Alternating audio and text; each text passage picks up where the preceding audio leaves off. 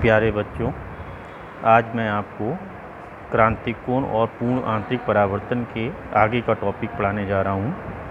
ये टॉपिक एक ऐसा टॉपिक है जो लगभग हर साल पेपर में पूछा जाता है, चाहे ये 1 नंबर में पूछा जाए, 3 नंबर में पूछा जाए या 5 नंबर में प्रश्न पूछा जाए।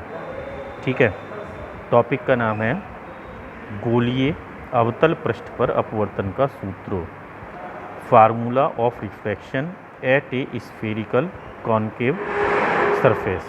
ठीक है, सबसे पहले मैं इसके चित्र को बनाना आपको सिखाता हूँ। हालांकि फिगर आपके पास चित्र बना हुआ होगा, लेकिन इस चित्र को किस प्रकार से बनाना चाहिए, कहाँ पर किन चीज़ों का ध्यान रखना चाहिए, यह चीज़ आपको समझनी है। ठीक है, तो देखिए, हमें निकालना है अवतल पृष्ठ पर अपवर्तन का सूत्र।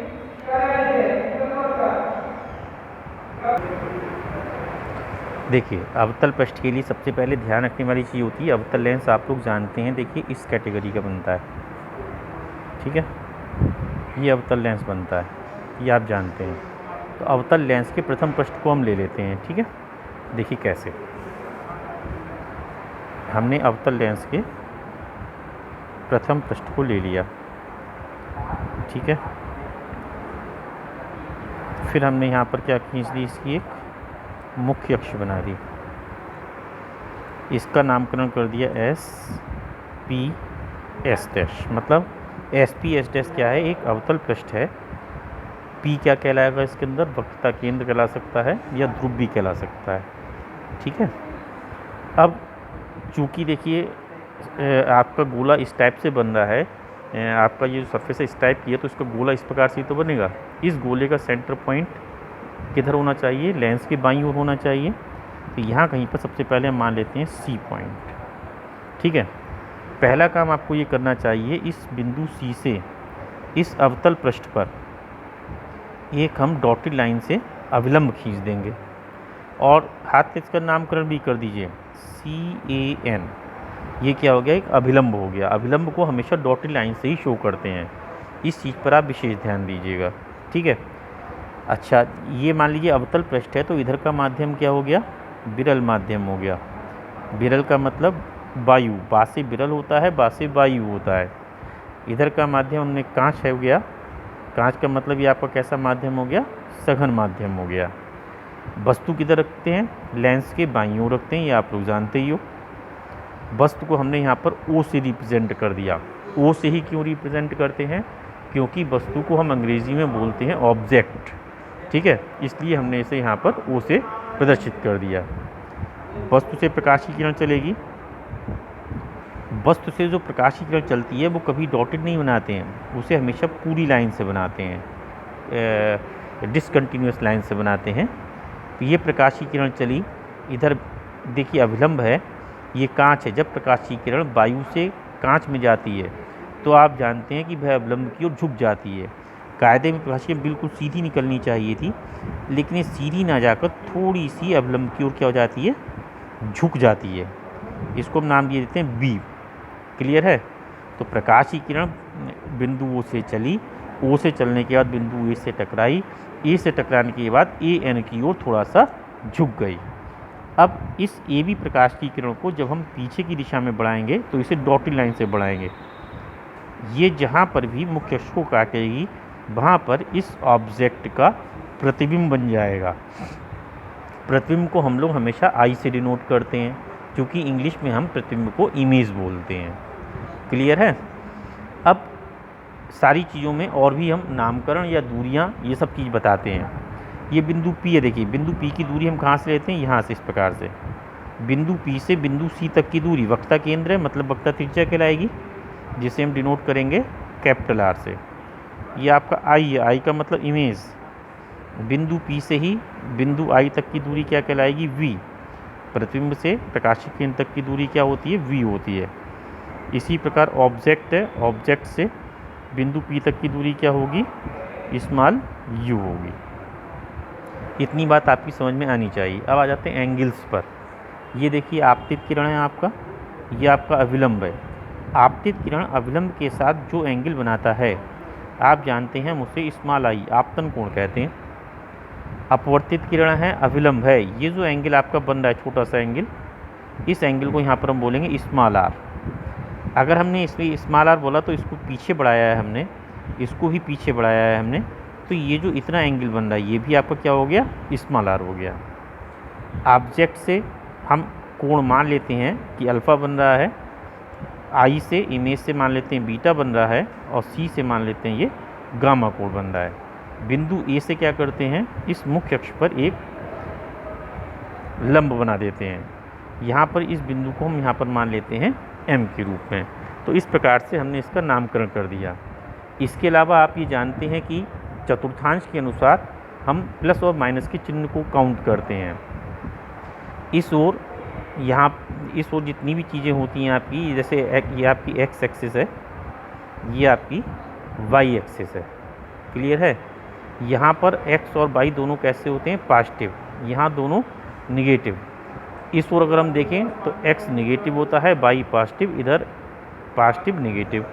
तो अगर तुम ध्यान से देखो बालकों तो आप ये देखेंगे कि इधर की जो दूरियाँ होंगी, एक्स एक्सिस की दूरियाँ हैं, कैसी होनी चाहिए, निगेटिव। मतलब ये केवल आर नहीं होगा, माइनस आर होगा, ये वी ना होकर माइनस वी होगा, ये यू ना होकर माइनस के यू के रूप में सपोज होगा, क्लियर है। इस चित्र को हमने इस प्रकार से बना रखा है। देखिए इस फिगर को हमने यहाँ पर इस रूप में बना रखा है। जो फिगर मैंने यहाँ पर बनाया था सेम वही सारी चीज़ें यहाँ पे पड़ी हुई हैं। ए पड़ा हुआ है, एम पड़ा हुआ है, पी पड़ा हुआ है, केवल ये क्यू नहीं डाला है, यहाँ पे क्यू भी डाल देंगे, ठीक है। और बाकी सारी चीज़ें सेम वैसी ही हैं। इतनी बात आपकी समझ में आनी चाहिए। ये आपका वीडियो मोस्ट इम्पॉर्टेंट वीडियो है, इसको ध्यान से आप देखेंगे। जितना चित्र में बनाया है वो सब मैंने थ्योरी में लिखा है, इसको आप पढ़ लेंगे। जैसा कि चित्र में दिखाया गया है, इसमें गोलीय अवतल पृष्ठ S P S dash N2 निरपेक्ष अपवर्तनांक के एक सघन माध्यम को, ये N2 अपवर्तनांक है, N1 निरपेक्ष अपवर्तनांक के एक विरल माध्यम से पृथक करता है। इससे पृथक कर रहा है। इस अवतल पृष्ठ की मुख्य अक्ष पर स्थित बिंदु O से चलने वाली प्रकाश की किरण।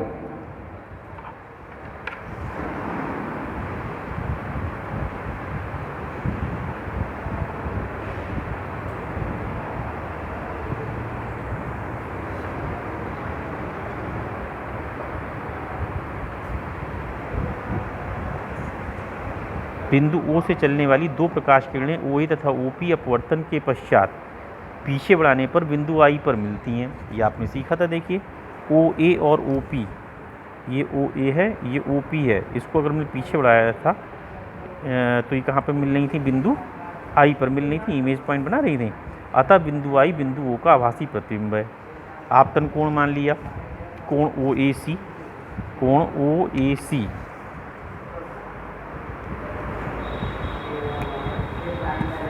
कोण OAC बराबर हमने क्या मान लिया, I मान लिया। इसी प्रकार देखिए कोण IAC, ये I है, ये A है, ये C है, R के बराबर है। कोण IAC बराबर कोण NAB बराबर R मान लिया। PO दूरी देखिए, PO दूरी माइनस U, PI दूरी माइनस V, PC दूरी माइनस R, तो minus U minus V minus R। और जो MA दूरी है, ये जो हमने MA लंब के रूप में डाला, इस हमने क्या मान लिया, यहाँ पर H के रूप में सपोज कर लिया। अब इसमें ध्यान से आपको ये समझना है। देखिए इसी चित्र में फिर ध्यान से देखेंगे, ये जो अल्फ़ा बीटा और गामा है, अगर हम लेते हैं OAC, ये हम ट्रायंगल ले लें OAC, अल्फ़ा कोण है, I कोण है और गामा कोण है, तो ये दोनों अंतः कोण हैं। ये इसके लिए बहिष्कोण कहलाएगा। बहिष्कोण दो अंतः कोणों के योग के बराबर होता है।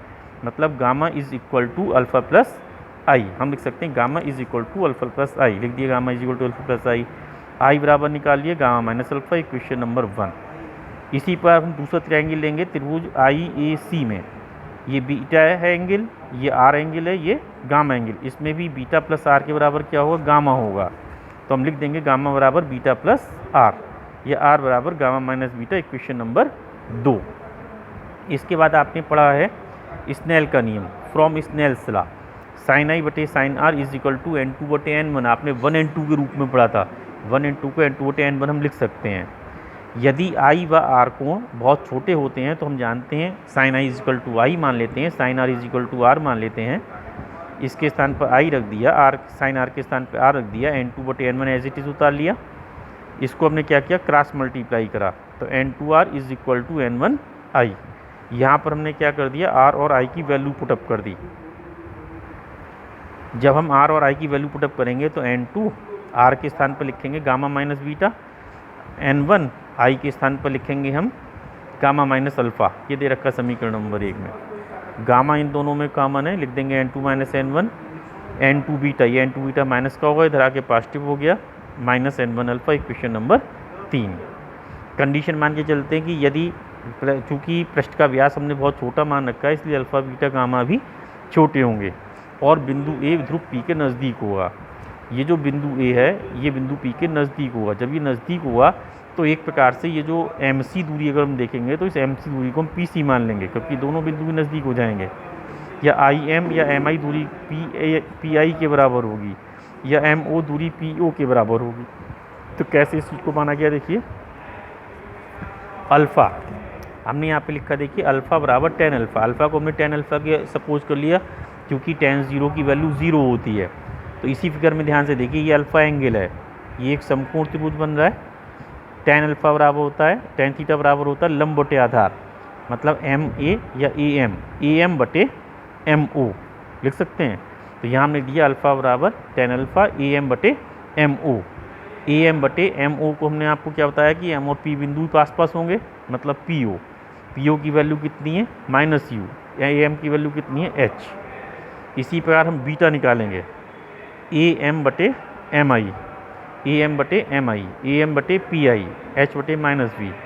इसी प्रकार हम गामा की वैल्यू पुटअप करेंगे, गामा निकालेंगे tan गामा AM बटे MC, AM बटे MC को हम PC के बराबर लिख देंगे, PC की वैल्यू -R है। ये सारी वैल्यू हम समीकरण नंबर 3 में लगा देंगे। देखिए समीकरण 3 में जब हमने ये सारी वैल्यू लगा दी, सबसे पहले है गामा की value -H/R, N2 minus N1 है समीकरण 3 में, बराबर N2। बीटा की वैल्यू लगा दी -N1, अल्फ़ा की वैल्यू माइनस के H/U। इसको थोड़ा सॉल्व करते हैं। सॉल्व करने का तरीका ध्यान से देखेंगे, -H से इस पूरी इक्वेशन को डिवाइड कर देंगे। -H डिवाइड करेंगे तो N2 minus N1/R, N2/V minus N1/U। इसको थोड़ा और सॉल्व करते हैं, इसे बाईं ओर ले आते हैं, N2/V minus N1/U is equal to N2 minus N1/R। इस पूरी इक्वेशन को, इसको हम अपवर्तन का फार्मूला बोल देते हैं। अवतल पृष्ठ के लिए अपवर्तन का सूत्र बन गया ये आपका। लेकिन इसको हम एक दूसरे रूप में भी निकालते हैं। अगर हम इसी चीज़ को N1 से डिवाइड कर दें, N1 से भाग कर दें, तो ऊपर हो जाएगा N2/N1 अपान V, N1 से N1 कैंसिल, बचा 1 upon U, N2/N1 minus N1/N1 करेंगे तो 1 आ जाएगा बटे R। परंतु एक फार्मूला आप पढ़ते आ रहे हो, N2/N1 is equal to 1N2। यहाँ हमने 1N2 के स्थान पर इसे केवल N मान लिया है। ये विरल माध्यम के सापेक्ष सघन माध्यम का अपवर्तनांक जिसे हम बोलते हैं, ठीक है। इसके स्थान पर हमने n लगा दिया, N/V minus 1 upon U is equal to N minus 1/R। ये जो आपका फार्मूला ड्राइव हो के आया है, ये एकल गोलीय पृष्ठ के लिए अपवर्तन का फार्मूला ड्राइव हो गया है। इसमें अगर आपको कोई भी समस्या कहीं पर आए, चित्र में आती है, थ्योरी में आती है, इसको अभी आप पढ़िए, रफ कॉपी पर लिख कर देखिए, क्योंकि इसके नोट्स आपके पास बने हुए होंगे। पहला काम है इस चित्र को समझना। फिगर को जब तक आप बार बार नहीं बनाएंगे, कहाँ पर डॉटेड लाइन रखनी है, कहाँ पर फुल लाइन रखनी है, ये चीज़ नहीं समझ में आएगी, तब तक आप इस टॉपिक को समझ नहीं सकते हैं। आज के लिए मैं इतना काम दे रहा हूँ। बाकी मैंने कल आपको कुछ नोट्स भी भेजे थे, वो नोट्स आपके कंप्लीट हो गए होंगे। अगर वो नोट्स कंप्लीट हो गए हैं तो उसके बारे में बताइएगा। टॉपिक केवल एक ही समझाते हैं आपको, और नोट्स आपको डेली भेजते रहेंगे ताकि आप अपने काम को आगे बढ़ाए रखें। आज का टॉपिक समाप्त होता है। धन्यवाद।